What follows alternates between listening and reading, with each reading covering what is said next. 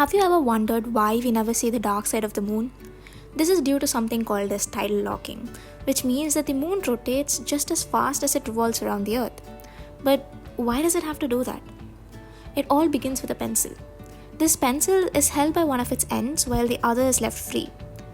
No matter how I hold it, it always settles down into this one position. This is called as a stable equilibrium. Let's come back to this after looking at the moon. As the moon revolves around the earth, it does not experience a uniform gravitational field. The part closer to the earth experiencing a stronger force than the far side means the moon is molded into a prolate shape. This separates the center of mass of the moon and the center of gravity of the moon. What is the center of mass and center of gravity, you might ask? These are just two different points in a body. The center of mass is the average position of all the mass in the body, or the balance point. Similarly, the center of gravity is the average position of all the gravitational force on the body. To balance a hammer, you have to hold it not at the center but towards the heavier side. This means the center of mass is not at the center of the object. Just like how the COM shifts toward the heavier side, the COG shifts towards the part experiencing more gravitational pull.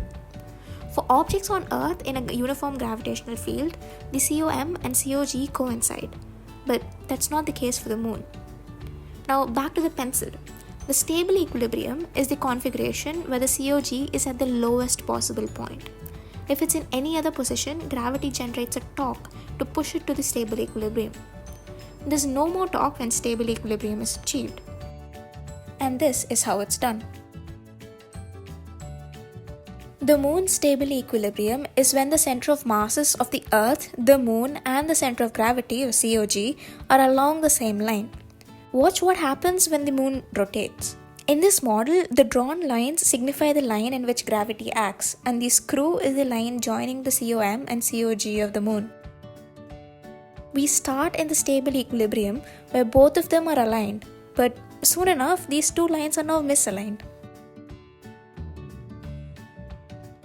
Now gravity must force the moon into a stable position with a torque. To correct this, gravity produces a torque that opposes the rotation of the moon. An opposing torque will slow down the rotation. The ideal scenario is where the COG aligns with the direction of the gravitational pull. The torque is applied until the perfect speed is reached for this scenario. This means that the moon's rotation and revolution must have the same time period. That is the only way to keep all three of these points lined up at all times.